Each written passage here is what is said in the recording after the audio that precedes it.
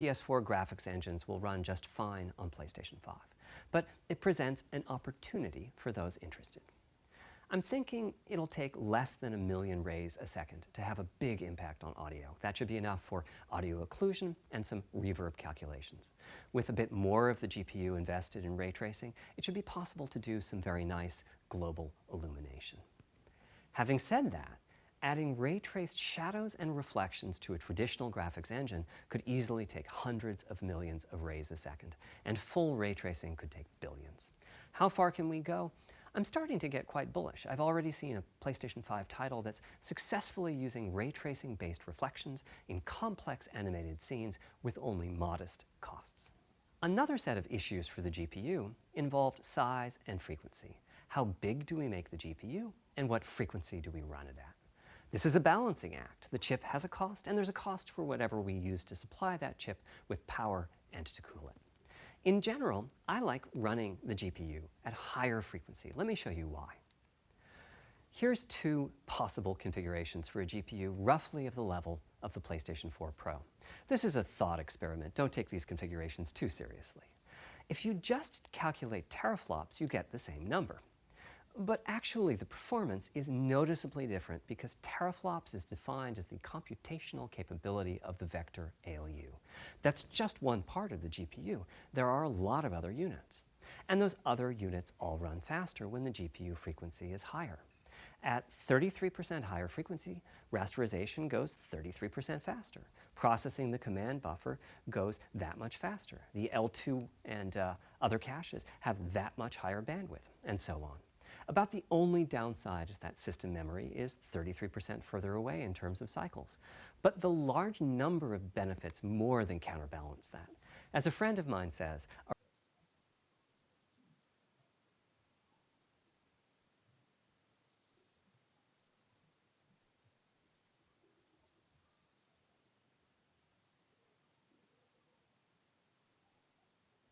the talk that we had planned for GDC. But we do have some super exciting news about PS5, and who better to bring that to you than the one and only Mark Cerny. Without further ado, over to you, Mark. Thank you, Jim. There will be lots of chances later on this year to look at the PlayStation 5 games.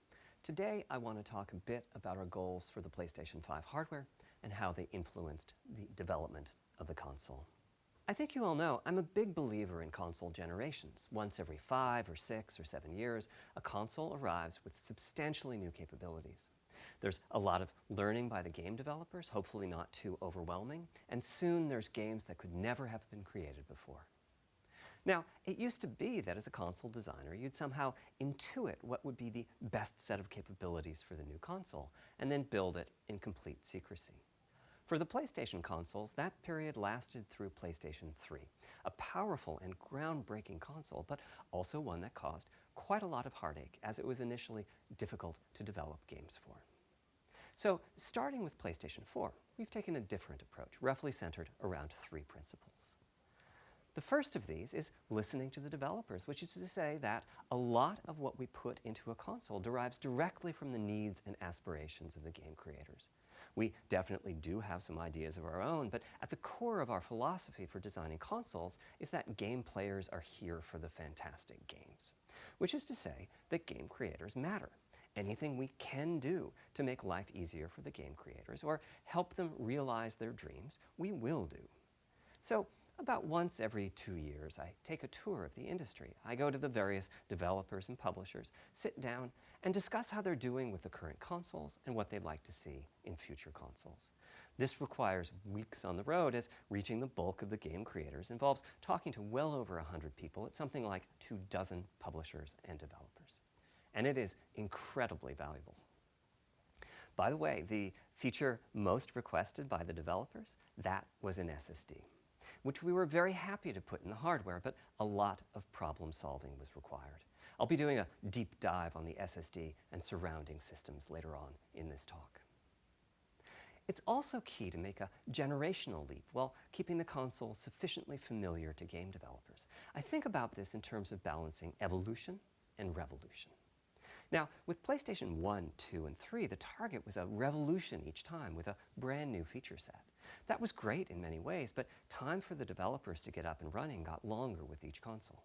In the past, I've called this time to triangle. Here's what I had for those 3 consoles.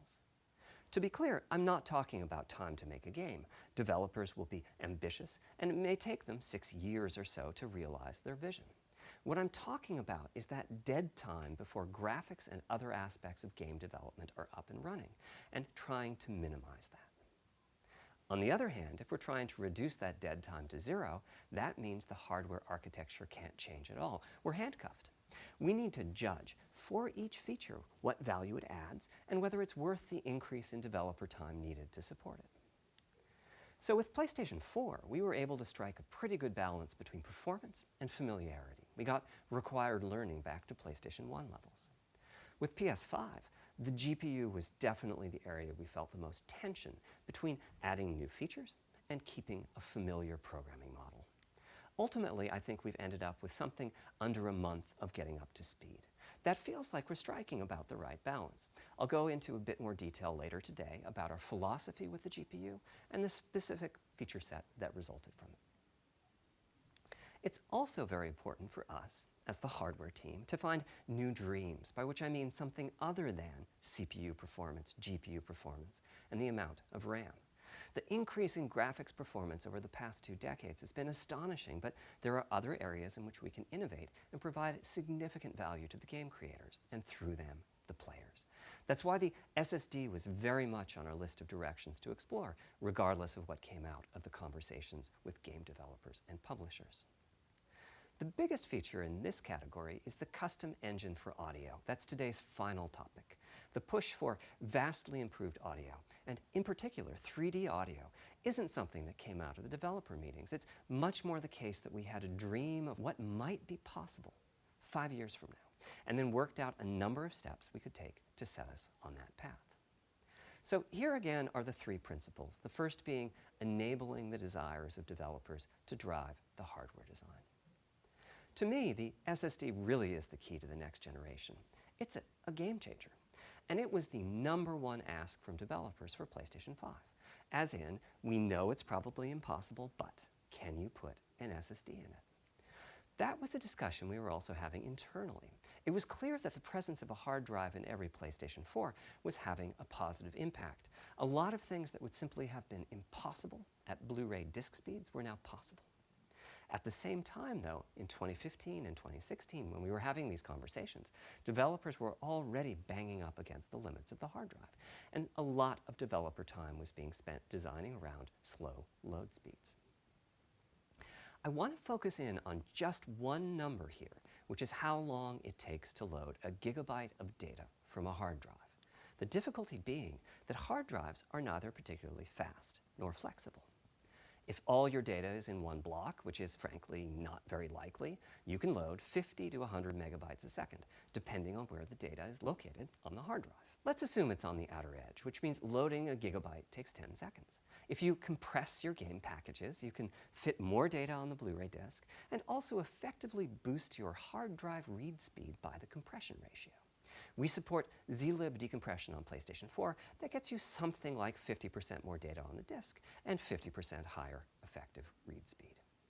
Unfortunately, though, it's highly likely that your data is scattered around in various files on the hard drive, as well as sourced from multiple locations within those files. So lots of seeks are needed at 2 to 50-ish milliseconds each. My rule of thumb is that the hard drive is spending 2/3 of its time seeking and only 1/3 of its time actually loading data. Putting all of that together, a gigabyte is very roughly 20 seconds to load from a hard drive. Now, a gigabyte is not much data. Games are using 5 or 6 gigabytes of RAM on PlayStation 4, so boot times and load times can get pretty grim. Or to put that differently, as a player, you wait for the game to boot, wait for the game to load, wait for the level to reload every time you die, and you wait for what is euphemistically called fast travel. And all of that leads to the dream. What if we could have not just an SSD, but a blindingly fast SSD? If we could load 5 gigabytes a second from it, what would change? Now, SSDs are completely different from hard drives. They don't have seeks as such. If you have a 5 gigabyte a second SSD, you can read data from 1,000 different locations in that second, pretty much at speed. As for time to load a gigabyte, this is next gen we're talking about, so memory is bigger. Instead, we should be asking how long to load 2 gigabytes.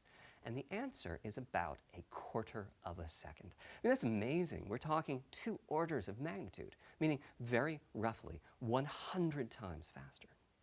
Which means at 5 gigabytes a second for the SSD, the potential is that the game boots in a second.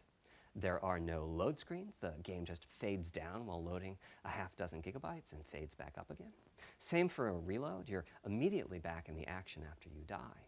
And fast travel becomes so fast it's blink and you miss it. As game creators, we go from trying to distract the player from how long fast travel is taking, like those Spider-Man subway rides, to being so blindingly fast that we might even have to slow that transition down. Pretty cool, right? But for me, this is not the primary reason to change from a hard drive to an SSD. The primary reason for an ultra-fast SSD is that it gives the game designer freedom. Or to put that differently, with a hard drive, the 20 seconds that it takes to load a gigabyte can sabotage the game that the developer is trying to create. I think almost all of us in the room have experienced this, maybe in different ways. Say we're making an adventure game and we have 2 rich environments where we each want enough textures and models to fill memory, which you can do as long as you have a long staircase or elevator ride or a windy corridor where you can ditch the old assets and then take 30 seconds or so to load the new assets. Having a 30-second elevator ride is a little extreme. More realistically, we'd probably chop the world into a number of smaller pieces and then do some calculations with sight lines and run speeds like we did for Haven City when we were making Jak 2. The game is 20 years old, but not much has changed since then. All those twisty passages are there for a reason. There's a whole subset of level design dedicated to this sort of work, but still, it's a giant distraction for a team that just wants to make their game.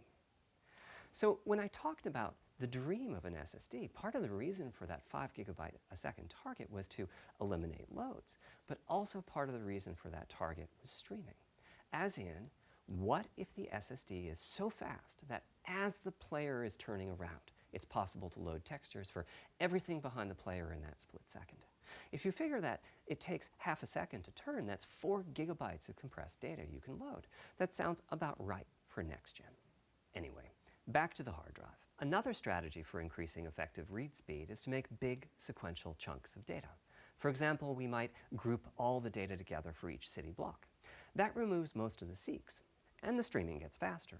But there's a downside too, which is that frequently used data is included in many chunks and therefore is on the hard drive many, many times. Marvel's Spider-Man uses this strategy, and though it works very well for increasing the streaming speed, there's a massive duplication as a result. Some of the objects like mailboxes or news racks are on the hard drive 400 times. What I'm describing here are things that cramp a creative director's style. Either level design gets a little bit boring in places, or the data is duplicated so many times that it no longer fits on the Blu-ray disc. And you end up with hard limits on the player's run speed or driving speed. The player can't go faster than the load speed from the hard drive. And finally, I'm sure many of you have noticed that after a patch download, the PlayStation 4 will sometimes take a long time to install the patch. That's because when just part of a file has been changed, the new data can be downloaded pretty quickly. But before the game boots up, a brand new file has to be constructed that includes the changed portion. Otherwise, every change would add a seek or 2. Even so, you can occasionally see this happening on game titles. They start to hitch once they get patched enough. With an SSD, though, no seeks, so no need to make brand new files with the changes incorporated into them, which means no installs as you know them today. There's yet one more benefit, which is that system memory can be used much more efficiently. On PlayStation 4, game data on the hard drive feels very distant and difficult to use. By the time you realize you need a piece of data, it's much too late to go out and load it. So system memory has to contain all of the data that could be used in the next 30 seconds or so of gameplay. That means a lot of the 8 gigabytes of system memory is idle. It's just waiting there to be potentially used. On PlayStation 5, though, the SSD is very close to being like more RAM. Typically, it's fast enough that when you realize you need a piece of data, you can just load it from the SSD and use it. There's no need to have lots of data parked in system memory waiting to potentially be used. A different way of saying that is that most of RAM is working on the game's behalf. This is one of the reasons that 16 gigabytes of GDDR6 feels right for PlayStation 5. The presence of the SSD reduces the need for a massive intergenerational increase in size. So back to the dream of the SSD. Here's the set of targets. Boot the game in a second. No load screens. Design freedom, meaning no twisty passages or long corridors. More game on the disk and more game on the SSD. And finally, those patch installs go away. The reality, though, is that the SSD is just one piece of the puzzle. There's a lot of places where bottlenecks can occur in between the SSD and the game code that uses the data. You can see this on PlayStation 4. If I use an SSD with 10 times the speed of a standard hard drive, I probably see only double the loading speed, if that. For PlayStation 5, our goal was not just that the SSD itself be 100 times faster. It was that game loads and streaming would be 100 times faster. So every single potential bottleneck needed to be addressed. And there are a lot of them. Let's look at check-in and what happens when its overhead gets 100 times larger. Conceptually, check-in is a pretty simple process. Data is loaded into system memory from the hard drive or SSD. It's examined. A few values are tweaked to check it in, and then it's moved to its final location. At the SSD speeds we're talking about, that last part, moving the data, meaning copying it from one location to another, takes roughly an entire next-gen CPU core. And that's just the tip of the iceberg. If all the overheads get 100 times larger, that will cripple the frame rate as soon as the player moves and that massive stream of data starts coming off the SSD. So to solve all of that, we built a lot of custom hardware, namely a custom flash controller and a number of custom units in our main chip. The flash controller in the SSD was designed for smooth and bottleneck-free operation, but also with games in mind. For example, there are 6 levels of priority when reading from the SSD. Priority is very important. You can imagine the player heading into some new location in the world and the game requesting a few gigabytes of textures. And while those textures are being loaded, an enemy is shot and has to speak a few dying words. Having multiple priority levels lets the audio for those dying words get loaded immediately. On one side, that flash controller connects to the actual flash dies that supply the storage. To reach our bandwidth target of 5 gigabytes a second, we ended up with a 12-channel interface. 8 channels wouldn't be enough. The resulting bandwidth we've achieved is actually 5.5 gigabytes a second. With a 12-channel interface, the most natural size that emerges for an SSD is 825 gigabytes. The key question for us was, is that enough? I mean, it's tempting to add more, but flash certainly doesn't come cheap, and we have a responsibility to our gaming audience to be cost-effective with regards to what we put in the console. Ultimately, we resolved this question by looking at the play patterns of a broad range of gamers. We examined the specific games that they were playing over the course of a weekend or a week or a month, and whether that set of games would fit properly on the SSD. We were able to establish that the friction caused by reinstalls or redownloads would be quite low, and so we locked in on that 825 gigabyte size, while also preparing multiple strategies so that those who want more storage can add it. I'll go through the details in a moment.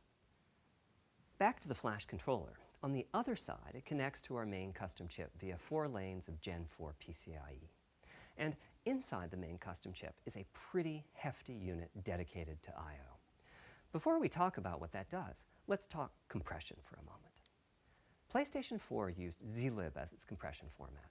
We decided to use it again on PlayStation 5, but on my 2017 tour of developers, I learned about a new format called Kraken from Rad Game Tools. It's like zlib's smarter cousin. Simple, similar types of algorithms, but about 10% better compression, which is pretty big. That means 10% more game on the UHD Blu-ray disc or on the SSD. Kraken had only been out for a year, but it was already becoming a de facto industry standard. Half of the teams I talked to were either using it or getting ready to evaluate it.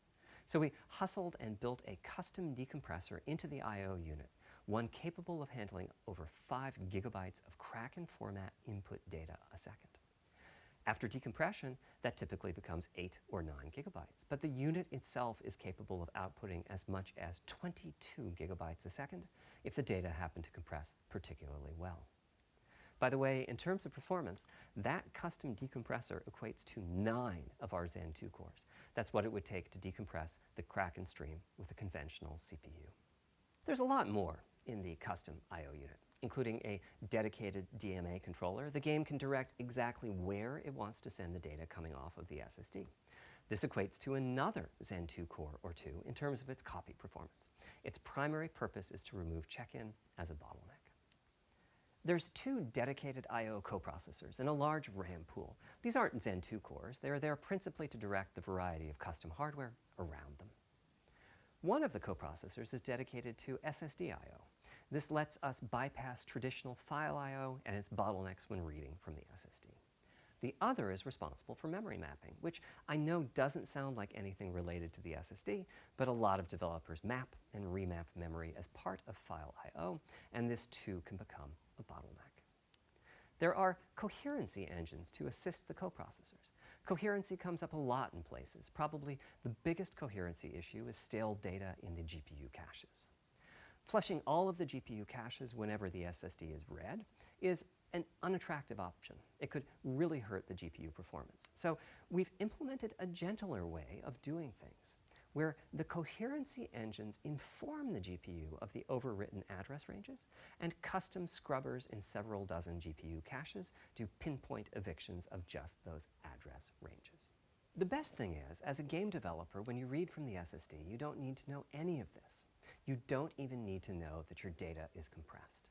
You just indicate what data you'd like to read from your original uncompressed file and where you'd like to put it, and the whole process of loading it happens invisibly to you and at very high speed. Back to the dream. Thanks to all of that surrounding hardware, our 5.5 gigabytes a second really should translate into something like 100 times faster I/O than PS4 and allow the dream of no load screens and super fast streaming to become a reality. Having said that, expandability of our SSD is going to be quite important. Flash is costly, and you may very well want to add storage to whatever we put in the console. Now, the kind of storage you need depends on how you're going to use it. If you have an extensive PlayStation 4 library and you'd like to take advantage of backwards compatibility to play those games on PlayStation 5, then a large external hard drive is ideal. You can leave your games on the hard drive and play them directly from there, thus saving the pricier SSD storage for your PlayStation 5 titles, or you can copy your active PlayStation 4 titles to the SSD. If your purpose in adding more storage is to play PlayStation 5 titles, though, ideally you would add to your SSD storage. We will be supporting certain M2 SSDs. These are internal drives that you can get on the open market and install in a bay in the PlayStation 5. As for which ones we support and when, I'll get to that in a moment.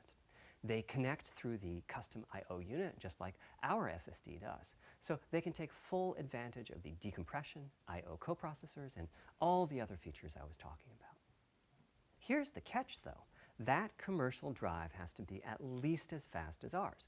Games that rely on the speed of our SSD need to work flawlessly with any M2 drive. When I gave the Wired interview last year, I said that the PlayStation 5 SSD was faster than anything available on PC.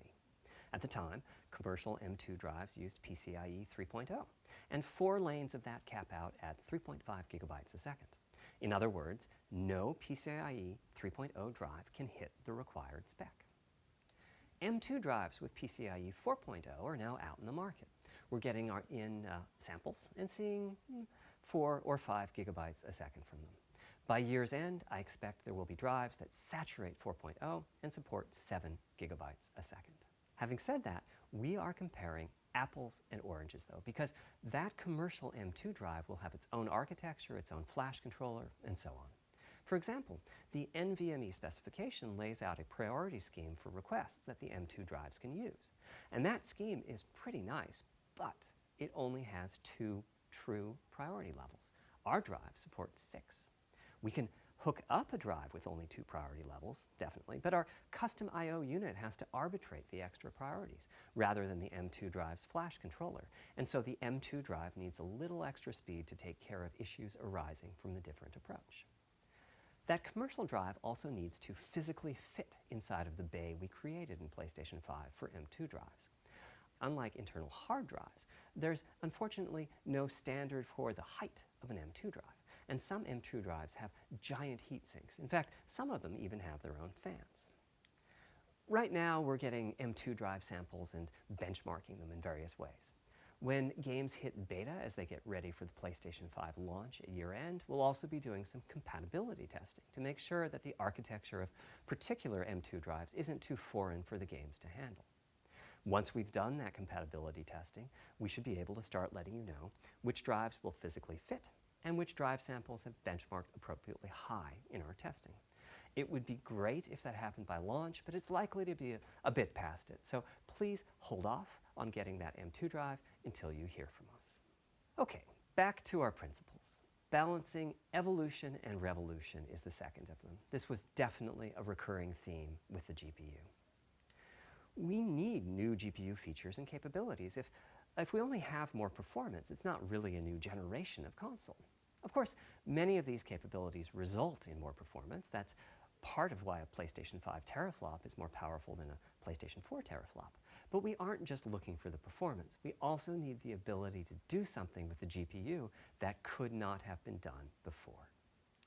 And we need higher performance per watt. Every time we double the performance of some GPU component, we don't want to find out we've doubled the power consumed and the heat produced. But at the same time, we have to make sure the GPU can run PS4 games, and we have to ensure that the architecture is easy for the developers to adopt. Now, backwards compatibility was handled masterfully by AMD. They treated it as a key need throughout the design process. As our solution to adding new features without blindsiding developers, we made sure that if there were new significant features, it would be optional to use them. The GPU supports ray tracing, but you don't have to use ray tracing to make your game. The GPU supports primitive shaders, but you can release your first game on PlayStation 5 without making any use of them. Before I get into the capabilities of the GPU, I'd like to make clear 2 points that can be quite confusing.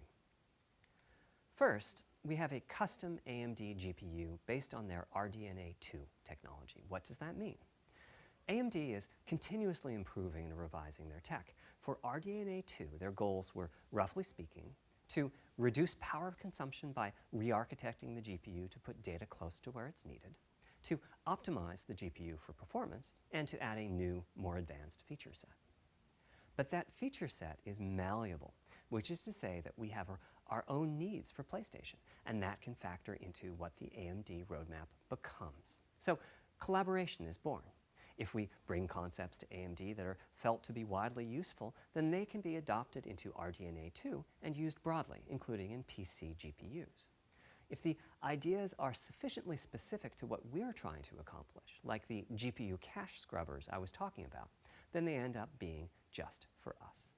If you see a similar discrete GPU available as a PC card at roughly the same time as we release our console, that means our collaboration with AMD succeeded in producing technology useful in both worlds. It doesn't mean that we as Sony simply incorporated the PC part into our console.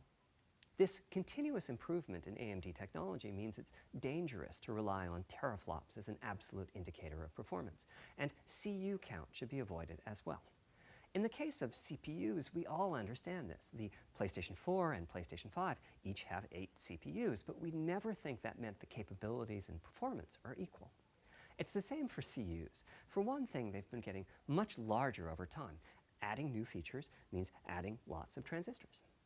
In fact, the transistor count for a PlayStation 5 CU is 62% larger than the transistor count for a PlayStation 4 CU. Second, the PlayStation 5 GPU is backwards compatible with PlayStation 4. What does that mean?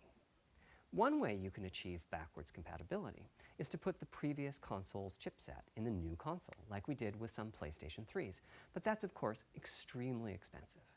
A better way is to incorporate any differences in the previous console's logic into the new console's custom chips, meaning that even as the technology evolves, the logic and feature set that PlayStation 4 and PlayStation 4 Pro titles rely on is still available in backwards compatibility modes. One advantage of this strategy is that once backwards compatibility is in the console, it's in. It's not as if a cost down will remove backwards compatibility like it did on PlayStation 3. Achieving this unification of functionality took years of efforts by AMD, as any roadmap advancement creates a potential divergence in logic. Running PS4 and PS4 titles at boosted frequencies has also added complexity. The boost is truly massive this time around, and some game code just can't handle it. Testing has to be done on a title-by-title basis. Results are excellent, though. We recently took a look at the top 100 PlayStation 4 titles as ranked by playtime, and we're expecting almost all of them to be playable at launch on PlayStation 5. With regards to new features, as I said, our strategy was to try to break new ground, but at the same time not to require use of the new GPU capabilities. For more than a decade, GPUs have imposed a restriction on game engines. Software handles vertex processing, but for the most part, dedicated hardware is responsible for the triangles and other geometry that the vertices form. That means it's not possible to do even basic optimizations, such as aborting processing of a vertex if all geometry that uses it is off-screen. PlayStation 5 has a new unit called the Geometry Engine, which brings handling of triangles and other primitives under full programmatic control. As a game developer, you're free to ignore its existence and use the PlayStation 5 GPU as if it were no more capable than the PS4 GPU, or you can use this new intelligence in various ways. Simple usage could be performance optimization, such as removing backfaced or off-screen vertices and triangles. More complex usage involves something called primitive shaders, which allow the game to synthesize geometry on the fly as it's being rendered. It's a brand new capability. Using primitive shaders on PlayStation 5 will allow for a broad variety of techniques, including smoothly varying level of detail, addition of procedural detail to close-up objects, and improvements to particle effects and other visual special effects. Another major new feature of our custom RDNA 2-based GPU is ray tracing, using the same strategy as AMD's upcoming PC GPUs. The CUs contain a new specialized unit called the intersection engine, which can calculate the intersection of rays with boxes and triangles. To use the intersection engine, first you build what is called an acceleration structure. It's data in RAM that contains all of your geometry. There's a specific set of formats you can use. They're variations on the same BVH concept. Then, in your shader program, you use a new instruction that asks the intersection engine to check a ray against the BVH. While the intersection engine is processing the requested ray triangle or ray box intersections, the shaders are free to do other work. Having said that, the ray tracing instruction is pretty memory intensive, so it's a good mix with logic-heavy code. There's of course no need to use ray tracing. PS4 graphics engines will run just fine on PlayStation 5, but it presents an opportunity for those interested. I'm thinking it'll take less than 1 million rays a second to have a big impact on audio. That should be enough for audio occlusion and some reverb calculations. With a bit more of the GPU invested in ray tracing, it should be possible to do some very nice global illumination. Having said that, adding ray-traced shadows and reflections to a traditional graphics engine could easily take hundreds of millions of rays a second, and full ray tracing could take billions. How far can we go? I'm starting to get quite bullish. I've already seen a PlayStation 5 title that's successfully using ray tracing-based reflections in complex animated scenes with only modest costs. Another set of issues for the GPU involved size and frequency. How big do we make the GPU, and what frequency do we run it at? This is a balancing act. The chip has a cost, and there's a cost for whatever we use to supply that chip with power and to cool it. In general, I like running the GPU at higher frequency. Let me show you why. Here's 2 possible configurations for a GPU roughly of the level of the PlayStation 4 Pro. This is a thought experiment. Don't take these configurations too seriously. If you just calculate teraflops, you get the same number. But actually, the performance is noticeably different because teraflops is defined as the computational capability of the vector ALU. That's just one part of the GPU. There are a lot of other units. And those other units all run faster when the GPU frequency is higher. At 33% higher frequency, rasterization goes 33% faster. Processing the command buffer goes that much faster. The L2 and other caches have that much higher bandwidth, and so on. About the only downside is that system memory is 33% further away in terms of cycles. But the large number of benefits more than counterbalance that. As a friend of mine says, a rising tide lifts all boats. Also, it's easier to fully use 36 CUs in parallel than it is to fully use 48 CUs. When triangles are small, it's much harder to fill all those CUs with useful work. So there's a lot to be said for faster, assuming you can handle the resulting power and heat issues, which frankly, we haven't always done the best job at. Part of the reason for that is, historically, our process for setting CPU and GPU frequencies has relied on some heavy-duty guesswork with regards to how much electrical power games will consume and how much heat will be produced as a result inside of the console. Power consumption varies a lot from game to game. When I play God of War on my PS4 Pro, I know the power consumption is high just by the fan noise. But power isn't simply about engine quality. It's about the minutiae of what's being displayed and how. It's counterintuitive, but processing dense geometry typically consumes less power than processing simple geometry, which is, I suspect, why Horizon's map screen, with its low triangle count, makes my PS4 Pro heat up so much. Our process on previous consoles has been to try to guess what the maximum power consumption during the entire console lifetime might be, which is to say, the worst case scene in the worst case game, and prepare a cooling solution that we think will be quiet at that power level. If we get it right, fan noise is minimal. If we get it wrong, the console will be quite loud for the higher power games, and there's even a chance that it might overheat and shut down if we misestimate power too badly. PlayStation 5 is especially challenging because the CPU supports 256-bit native instructions that consume a lot of power. These are great here and there, but presumably only minimally used. Or are they? If we plan for major 256-bit instruction usage, we need to set the CPU clock substantially lower or noticeably increase the size of the power supply and fan. So, after much discussion, we decided to go with a very different direction on PlayStation 5. We built a GPU with 36 CUs. Mind you, RDNA 2 CUs are large. Each has 62% more transistors than the CUs we were using on PlayStation 4. So if we compare transistor counts, 36 RDNA 2 CUs equates to roughly 58 PlayStation 4 CUs. It is a fairly sizable GPU. Then we went with a variable frequency strategy for PlayStation 5, which is to say we continuously run the GPU and CPU in boost mode. We supply a generous amount of electrical power and then increase the frequency of GPU and CPU until they reach the capabilities of the system's cooling solution. It's a completely different paradigm. Rather than running at constant frequency and letting power vary based on the workload, we run at essentially constant power and let the frequency vary based on the workload. We then tackled the engineering challenge of a cost-effective and high-performance cooling solution designed for that specific power level. In some ways, it becomes a simpler problem because there are no more unknowns. There's no need to guess what power consumption the worst-case game might have. As for the details of the cooling solution, we're saving them for our teardown. I think you'll be quite happy with what the engineering team came up with. So, how fast can we run the GPU and CPU with this strategy? The simplest approach would be to look at the actual temperature of the silicon die and throttle the frequency on that basis.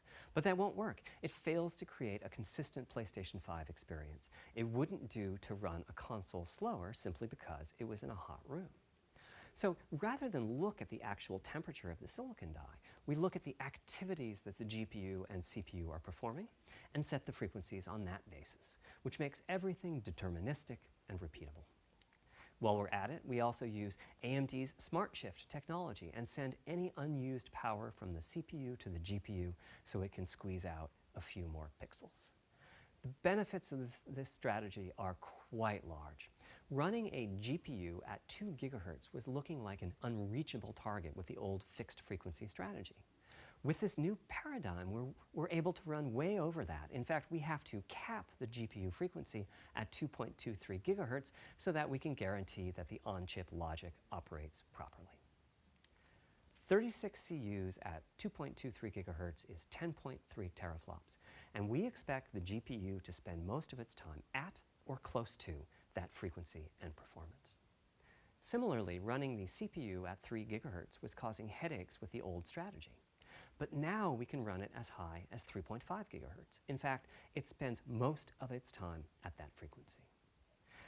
That doesn't mean all games will be running at 2.23 gigahertz and 3.5 gigahertz. When that worst-case game arrives, it will run at a lower clock speed, but not too much lower. To reduce power by 10%, it only takes a couple of percent reduction in frequency, so I'd expect any downclocking to be pretty minor. All things considered, the change to a variable frequency approach will show significant gains for PlayStation gamers. The final of our 3 principles was about finding new dreams. It's important for us on the hardware team to find new ways to expand or deepen gaming, and that's what led us to a focus on 3D audio. As players, we experience the game through the visuals, through audio, and through the feedback we receive from the controller, such as rumble or haptics. Personally, I feel a game is just dead without audio. Visuals are, of course, important, but the impact of audio is huge as well. At the same time, the audio team on a game project has to do a lot with a little. For example, on PlayStation 4, there's fierce competition for the Jaguar CPU cores. Audio typically ends up getting just a fraction of a core. That's not much of a computational resource, particularly when you consider that the visuals run at 30 or 60 frames a second, but audio processing needs to happen at almost 200 times a second. So it's been tough going making forward progress on audio with PlayStation 4, particularly when PlayStation 3 was such a beast when it came to audio. The SPUs in Cell were almost a perfect device for audio rendering. Simple pipelined algorithms could really take advantage of asynchronous DMA and frequently reached 100% utilization of the floating point unit. There's unfortunately nothing comparable on PlayStation 4. Probably the most dramatic progress in the PlayStation 4 generation has been with virtual reality. The PSVR hardware has its own audio unit. It supports about 50 pretty decent 3D sound sources. And this provided a hint as to where we could go with audio, as well as some valuable experience. Not to oversimplify, but here were our goals for audio on PlayStation 5. The first goal was great audio for everyone, not just VR users or soundbar owners or headphone users. That meant audio had to be part of the console. It couldn't be a peripheral. The second goal was to support hundreds of sound sources. We didn't want developers to have to pick and choose what sounds would get 3D effects and which wouldn't. We wanted every sound in the game to have dimensionality. And finally, we wanted to really take on the challenges of presence and locality. Now, when we say presence, we mean the feeling that you're actually there. You've entered the matrix. It's not, of course, something we thought we could perfectly achieve, but the idea was that if we stopped using just a rain sound and instead used lots of 3D audio sources for raindrops hitting the ground at all sorts of locations around you, then at some point your brain would take a leap and you'd begin to have this feeling of real presence inside the virtual world of the game. This has the capacity to affect your appreciation of the game, just like music in a game does. The concept of locality is simpler. It's just your sense of where the audio is coming from, to the right of you, behind you, above you. This can immerse you further in the game, and it can also directly enhance the gameplay. To use Dead Space as an example, I know, old school, you're fighting enemies in fairly dark, spooky locations. Back in the day, if you played the game using the TV speakers, you could tell that there was one last enemy growling and hunting you down, but it was difficult to tell quite where that enemy was. With headphones, you could tell that the enemy was somewhere on the right, which let you deduce, if you couldn't see it, that it must be somewhere behind and to your right. But with 3D audio with good locality, the idea is you know the enemy is precisely there, and you turn and you take it out. So, how do we know where a sound is coming from in the first place? Well, All those bumps and folds in the ear have a meaning, evolutionarily speaking. Based on what direction the sound is coming from, sound waves bounce around inside the ear, there's some constructive and destructive interference, and the result is a change in volume. The phase of the sound also shifts, depending on what path the sound wave took to reach the ear canal. These volume changes and phase shifts are different for each direction and also vary depending on the frequency of the sound. Head size and head shape also impact the sound in a similar fashion. The way that the sound changes, based on direction and frequency, can be encoded in a table called the Head-Related Transfer Function, or HRTF. Here's part of one. The vertical axis is the frequency, the horizontal axis is the direction, front, back, left, right, and the color gives the degree of attenuation of the sound at that frequency. The HRTF is as unique to an individual as a fingerprint is. In fact, you're looking at mine right now. Here's how we measure an HRTF. We've taken hundreds of people through this process. We put a microphone in the subject's left and right ear canals, and then sit the subject down in the middle of an array of 22 speakers. We then play an audio sweep from each speaker as we rotate the subject. In the course of 10 or 20 minutes, we're able to sample the HRTF.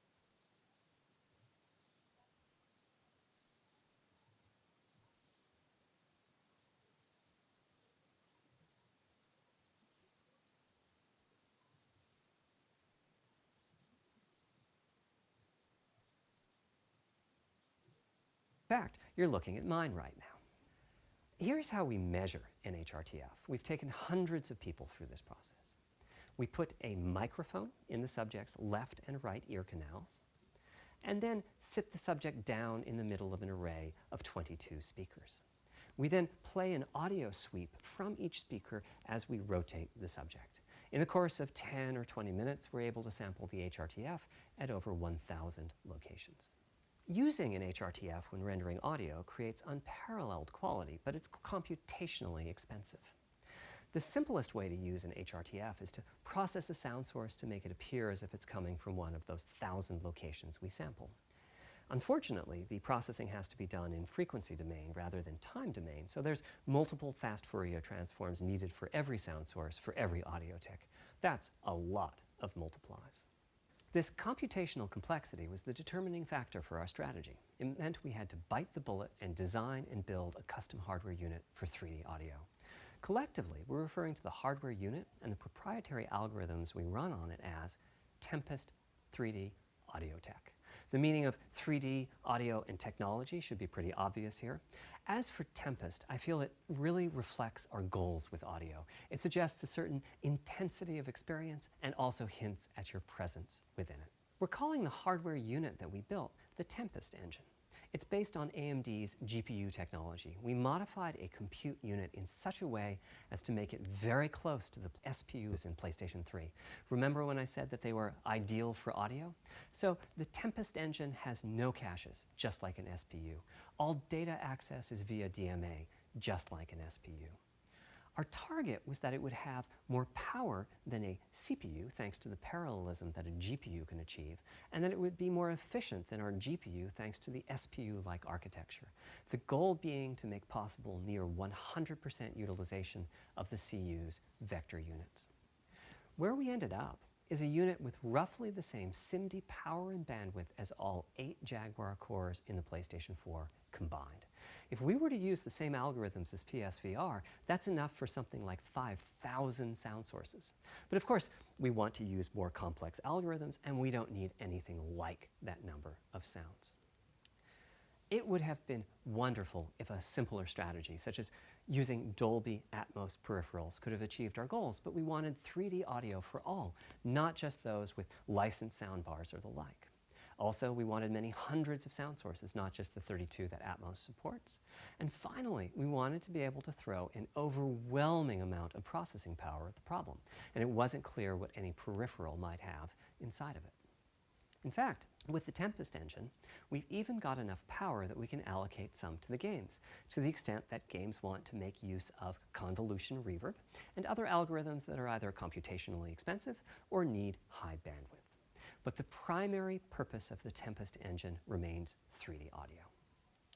Now, 3D audio is a major academic research topic. It's safe to say that no one in the world has all of the answers. And the set of algorithms that has to be invented, tuned, or implemented to realize our vision for 3D audio is immense. For example, use of HRTFs in games is quite complex. Before, I talked about making a sound source appear as if it's coming from one of those 1,000 HRTF sample locations. But for high-quality 3D game audio, we have to handle other possibilities. The sound source might not be at one of the 1,000 HRTF sample locations, so we have to blend the HRTF data from the closest locations that we have sampled. The sound source might be moving, which needs very special handling as that blend keeps changing, and that can cause phase artifacts in the resulting audio. Or the sound source might have a size to it, meaning it should feel as if it's coming from an area rather than a single point. There's also whole categories of approaches to be handled. 3D audio can be implemented using individual processing of 3D sound sources, but alternatively, ambisonics can be used for 3D audio. Ambisonics being somewhat like the spherical harmonics used in computer graphics. And finally, there's audio devices. The player might be using headphones or TV speakers or have a higher-end surround sound setup with 6 or more speakers, all of which need different approaches. That's a lot of variations. It's nice to have the computational resources of the Tempest engine, but it's clear that achieving our ultimate goals with 3D audio is going to be a multi-year, step-by-step process. Having said that, headphone audio implementation is largely complete at this time.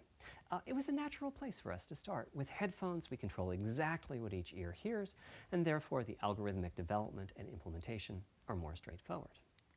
For TV speakers and stereo speakers, we're in the process of implementing virtual surround sound. The idea being that if you're sitting in a sweet spot in front of the TV, then the sound can be made to feel as if it's coming from any direction, even behind you.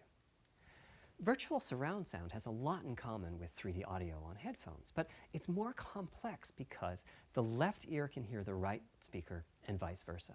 We have a basic implementation of virtual surround sound up and running. We're now looking at increasing the size of that sweet spot, which is to say, making the area you need to be in to feel the 3D effect larger, and we're also working to boost the sense of locality.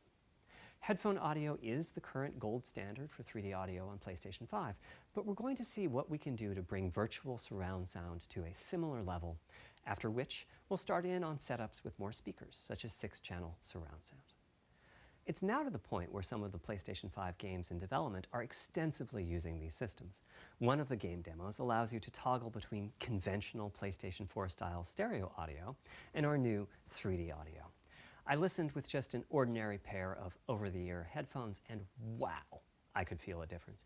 3D audio has that dimensional feel to it. Conventional stereo audio feels smashed flat by comparison. The improvement is obvious.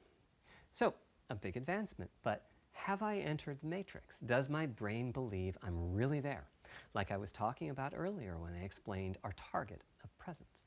Well, the answer is no. But you've probably caught on to what's missing here, namely whose HRTF was being used. It wasn't mine, it was the default HRTF. The audio team analyzed the hundreds that they measured and chose the one they felt was the closest fit to the total game-playing audience. This shows a piece of the default HRTF on the left and my HRTF on the right. You can see that the general features are much the same, but the details are quite different. With the default HRTF, as I said, the 3D audio sounds pretty great. When I use my HRTF, though, the audio reaches a higher level of realism, which is to say that when using headphones and my HRTF, I occasionally get fooled and even think a sound is coming from the real world when it's actually coming from the game.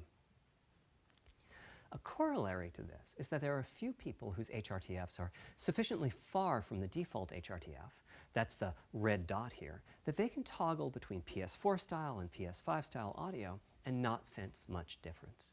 I've had a few people describe the PlayStation 5's 3D audio as sounding like a bit better stereo audio. Presumably they're the ones at the very edges of this diagram. Which means what HRTF you're using is key. I'd like everyone to be able to experience what I'm experiencing, but obviously it's not possible to measure the HRTF of every PlayStation user. That means HRTF selection and synthesis are going to be big topics going forward as the Tempest technology matures. At PlayStation 5 launch, we'll be offering a choice of 5 HRTFs. There's a simple test where you pick the one that gives you the best locality. That's just the first step, though. This is an open-ended research topic. Maybe you'll be sending us a photo of your ear, and we'll choose a neural network to pick the closest HRTF in our library. Maybe you'll be sending us a video of your ears and your head, and we'll make a 3D model of them and synthesize the HRTF. Maybe you'll play an audio game to tune your HRTF. We'll be subtly changing it as you play and home in on the HRTF that gives you the highest score, meaning that it matches you the best. This is a journey we'll all be taking together over the next few years. Ultimately, we're committing to enabling everyone to experience that next level of realism. Hopefully, I've been able to illustrate a bit about our design and decision-making process today and why PlayStation 5 has the feature set that it does. Now comes the fun part. We get to see how the development community takes advantage of that feature set. I'm hoping for the completely unexpected. Will it come from audio, ray tracing, the capabilities of the SSD, or something else? I guess we'll find out soon enough. Thank you for your time today.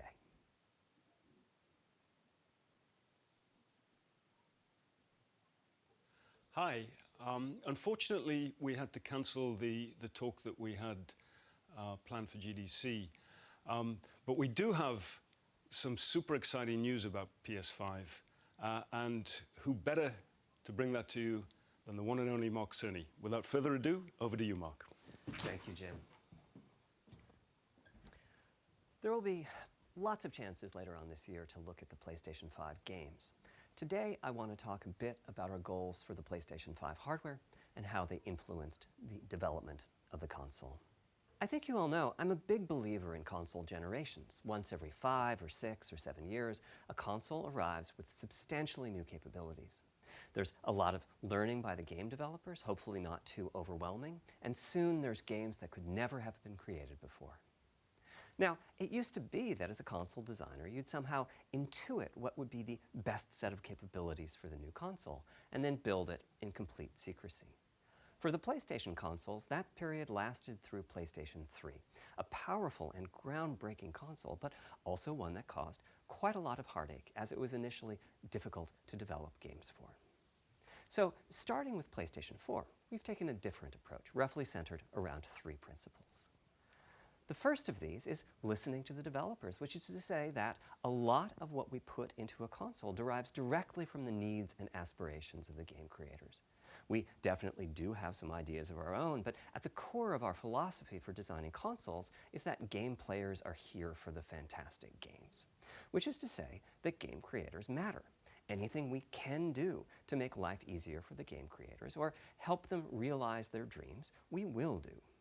So, about once every 2 years, I take a tour of the industry. I go to the various developers and publishers, sit down, and discuss how they're doing with the current consoles and what they'd like to see in future consoles.